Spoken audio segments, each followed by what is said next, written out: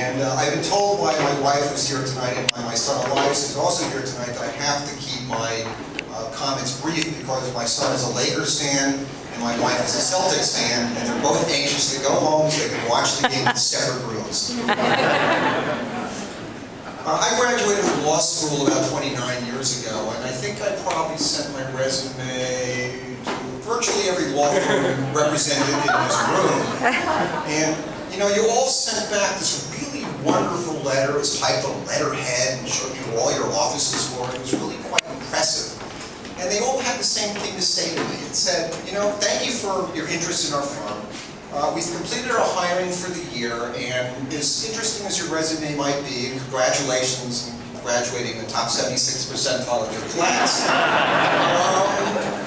We're not hiring anybody of your caliber right now, but we will sure keep your resume on our file. So I suspect it's probably still sitting there. So when you go back to your offices on Monday, do me a favor, look at James Wacht. If my resume is still there, give me a call. Anyway, I want to acknowledge tonight a very good friend of mine. His name is Robert Backner. Some of you know him, some of you don't. He was a member of the graduating class 1958 of Harvard Law School, which was the graduating class who really founded Appleseed. And Bob, I've known basically my entire life. He's been a wonderful friend, a wonderful mentor, and basically my wise man. So I just want to say thank you, Bob. About a year ago, and I assure you Bob is probably hiding somewhere and cringing in case recognition, but about a year ago I attended a lecture, a luncheon lecture held by the Manhattan Institute.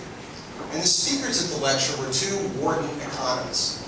And what was amazing is that despite the fact that these were two economists who were giving a lecture, they were really interested. And what they were talking about, and the topic was, can money buy you happiness?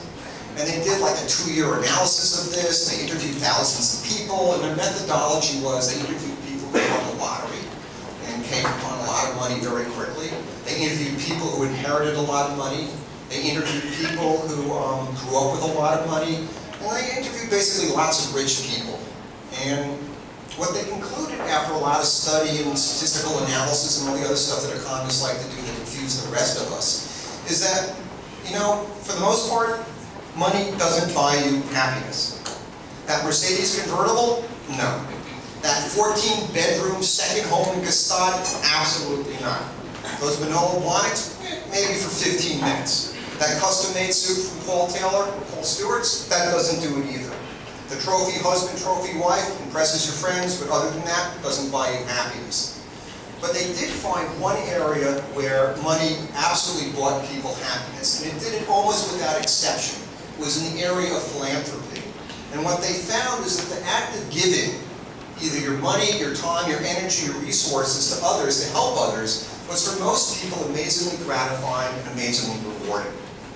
And they had a couple of observations that followed from this. First, they realized that Americans, and they surveyed not just the United States, but basically Europe, that Americans, when compared to our European counterparts, were actually amazingly philanthropic.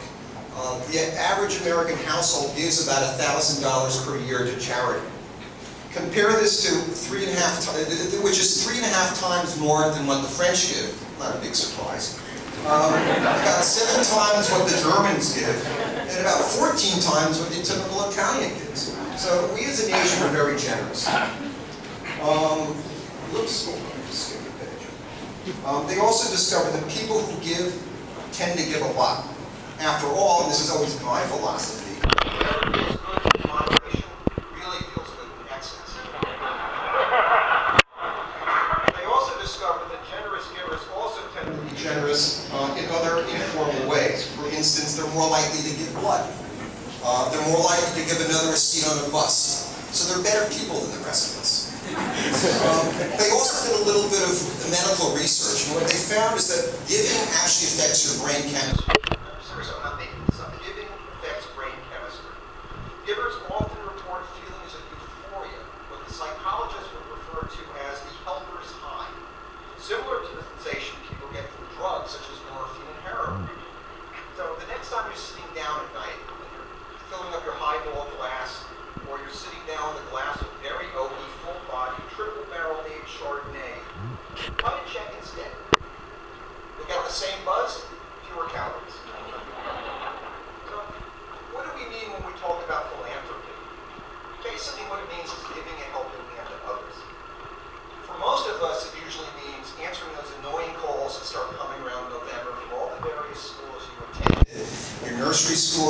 elementary school, your middle school, your high school, even the school that you got kicked out of in 3rd grade. And then, God forbid, you have children, because then all of their schools start to close. So, you know, to most of us, this is what philanthropy sort of represents. But that really isn't what philanthropy is. It's often giving your time, your energy, and your intelligence to an organization. And these organizations can be artistic, they can be religious. Incidentally, about 1/3 of all charity in the United States, money given, are to religious organizations. It can be a community organization, it can be another not-for-profit.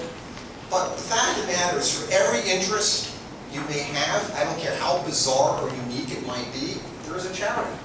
Ferrets, you want to join FURS, Ferrets Unlimited Rescue Services. Not making this up, it does exist. Manhole covers? Seriously, if you're interested in the preservation of manhole covers, there's a Society for the Prevention of New York City Manhole Covers. And one of my favorites, if you're concerned about the overpopulation of pets, you can join Hooters for Neuters, which is a joint venture by the Hooters restaurant chain and the Humane Society.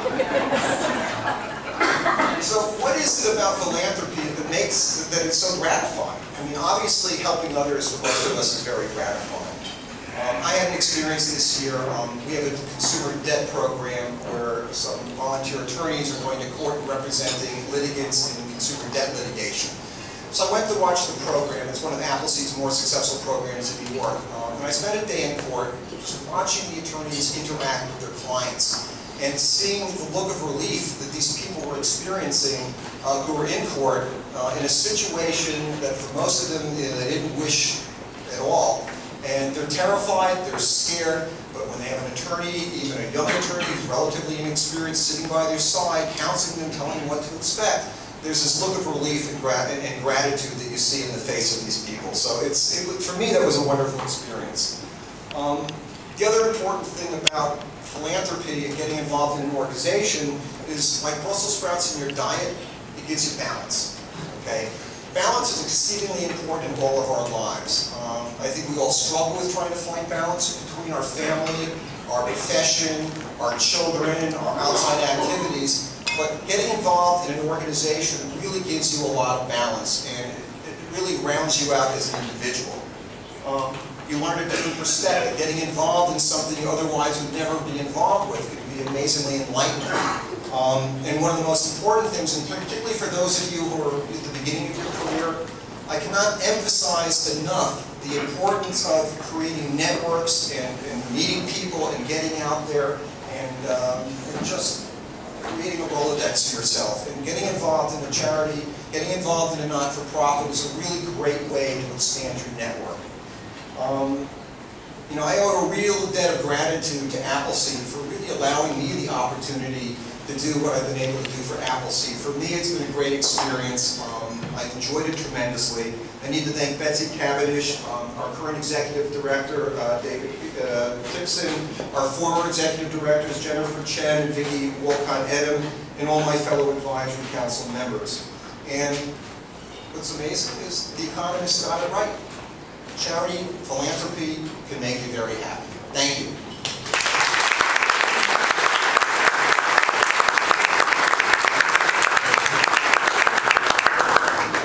I think you can all see how fortunate we feel at New York Advisory Council and at Appleseed generally to have Jim Wacht as our chair.